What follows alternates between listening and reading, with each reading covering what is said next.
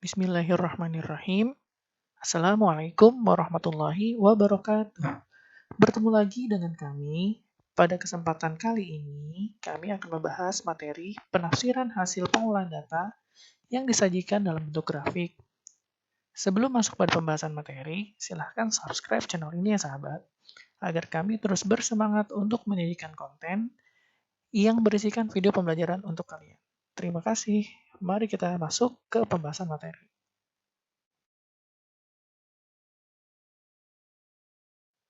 Pembahasan kita kali ini akan mengulas tentang materi penafsiran data ya sahabat.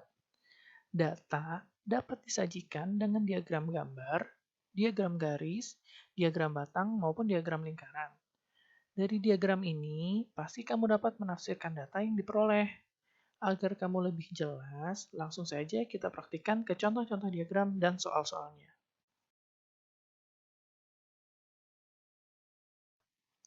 Berikut ini contoh tampilan dari jenis-jenis diagram penyajian data. Pertama, ada diagram piktogram atau diagram gambar. Yang kedua, ada diagram garis. Yang ketiga, ada diagram batang. Dan yang terakhir, ada diagram lingkaran.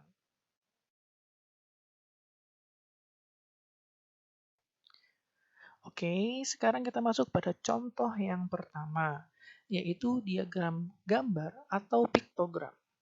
Piktogram merupakan diagram yang sajian datanya disimbolkan dalam bentuk gambar untuk mewakili banyak data sesungguhnya. Pada slide ini ditampilkan contoh piktogram dari data 160 siswa SD Tilmis. Di atas tabel terdapat skala yang memiliki arti bahwa satu simbol atau satu gambar manusia mewakili 4 orang siswa. Jadi dapat kita hitung bahwa kelas 1 memiliki 24 siswa. Karena pada tabel kelas 1 terdapat 6 simbol orang atau manusia. Kemudian 6 simbol tersebut dikali 4 sehingga hasilnya adalah 24 dari hasil perkalian 6 dikali 4. Mengapa sih harus dikali 4? Tentu saja karena satu simbol mewakili 4 orang siswa. Jika satu simbol mewakili 3 orang siswa, berarti cara penghitungannya adalah 6 dikali 3. Selanjutnya untuk kelas 2 dapat dibuat perhitungan yang sama yaitu 7 dikali 4 dengan hasil 28 dan seterusnya. Agar membuktikan bahwa penafsiran data kita benar, maka semua perhitungan dari kelas 1 sampai dengan kelas 6 kita jumlahkan, sehingga menghasilkan angka 160 siswa. Sama persis dengan keterangan di atas tabel yang menyatakan bahwa diagram piktogram ini mewakili data dari 160 siswa.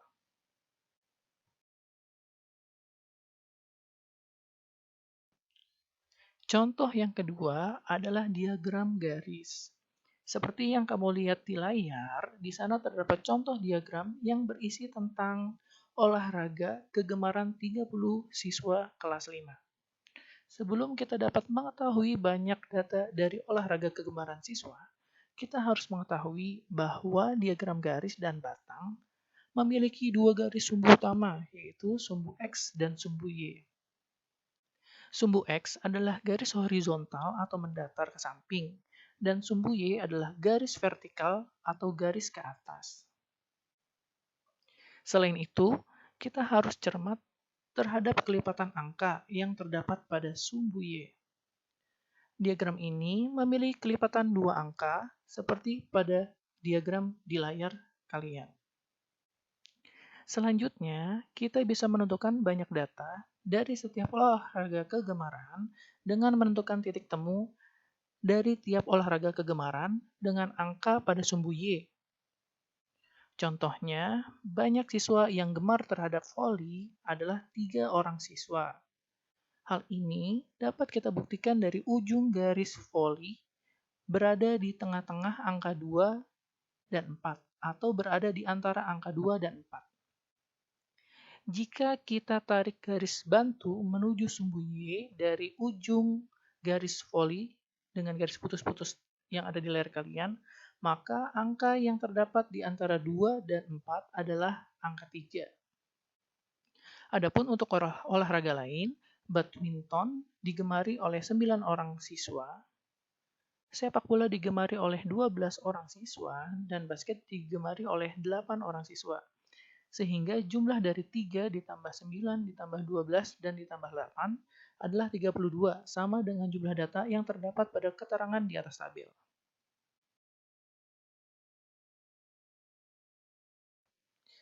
Diagram selanjutnya adalah diagram batang. Untuk mengetahui data pada diagram batang, tidak jauh berbeda dengan diagram garis. Diagram ini juga memiliki sumbu X dan Y, dan kita juga harus memperhatikan angka kelipatan yang terdapat pada sumbu Y. Data pada gambar di samping merupakan data yang sama dengan slide sebelumnya. Jumlah siswa yang gemar dengan olahraga voli ada 3 orang siswa. Dapat kita ketahui dari puncak atau ujung batang pada olahraga voli yang berada di angka 3. Angka antara 2 dan 4. Siswa yang gemar badminton berjumlah 9 siswa, dan seterusnya. Ketika jumlah setiap olahraga yang digemari siswa sudah kita ketahui, maka sebaiknya kita membuktikan kebenaran perhitungan yang sudah kita lakukan dengan membandingkan hasil perhitungan dengan keterangan di atas tabel. Jika keduanya berjumlah sama, maka perhitungan kita dapat dikatakan sudah benar.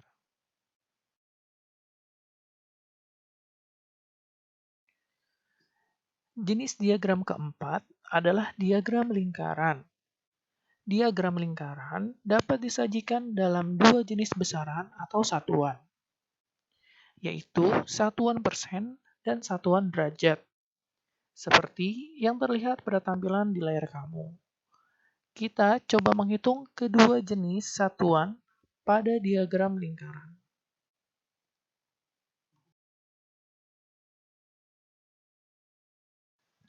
Sekarang, mari kita hitung jumlah tiap pekerjaan orang tua siswa yang dibuat dalam diagram lingkaran dengan menggunakan satuan persen.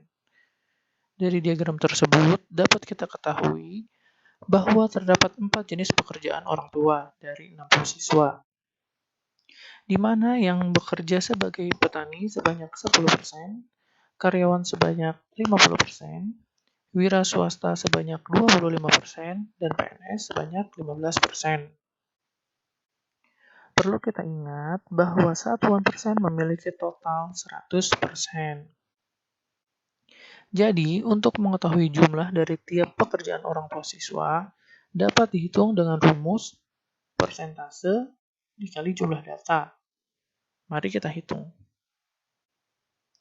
Orang tua siswa yang bekerja sebagai karyawan dapat kita ketahui dengan perhitungan 50/100 dikali 60, di mana 50/100 kita sederhanakan menjadi 1/2 dikali 60, sehingga didapatkan hasil 30 siswa yang orang tuanya bekerja sebagai karyawan. Adapun orang tua siswa yang bekerja sebagai petani, kita hitung dengan perhitungan 10/100 dikali 60, 10/100 diperkecil menjadi 1/10 dikali 60. Sehingga didapatkan hasil 6 siswa yang orang tuanya bekerja sebagai petani, dan seterusnya. Setelah semua sudah kita hitung, maka ada baiknya kita menjumlahkan hasil perhitungan tiap jenis pekerjaan orang tua. Karena hasil penjumlahan semua pekerjaan orang tua siswa adalah 60, maka perhitungan yang telah kita lakukan adalah benar, karena sesuai dengan judul diagram lingkaran data pekerjaan orang tua 60 siswa.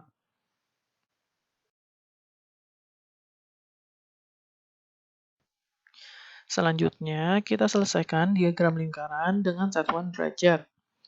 Diketahui bahwa diagram tersebut sama dengan diagram sebelumnya, namun memiliki perbedaan pada satuan atau besaran yang digunakan. Perlu kita ingat juga bahwa total derajat pada diagram lingkaran adalah 360 derajat. Jadi, untuk mengetahui jumlah dari tiap pekerjaan orang tua siswa dapat dihitung dengan rumus besar derajat pekerjaan dikali jumlah data. Mari kita hitung. Orang tua siswa yang bekerja sebagai karyawan dapat kita ketahui dengan perhitungan 180 per 360 dikali 60. Maka 180 per 360 kita perkecil menjadi 1/2 dikali 60 yang hasilnya 30. Sehingga didapatkan hasil bahwa 30 siswa yang orang tuanya bekerja sebagai karyawan, dan seterusnya. Setelah semua jenis pekerjaan sudah kita hitung, maka ada baiknya kita menjumlahkan hasil perhitungan tiap jenis pekerjaan. Seperti sebelumnya, hasil perhitungan kita sudah benar, yaitu total pekerjaan semua orang tua siswa adalah 60 sama dengan judul dari tabel atau judul dari diagram lingkaran yang ada di atas diagram. Semoga penjelasan ini dapat bermanfaat bagi sahabat Atik. Kurang lebihnya kami mohon maaf atas kekurangan kami dalam memberikan penjelasan. Jangan lupa untuk like, komen, dan subscribe agar kami makin semangat untuk membuat video pembelajaran terbaru yang lebih baik. Terima kasih. Assalamualaikum warahmatullahi wabarakatuh.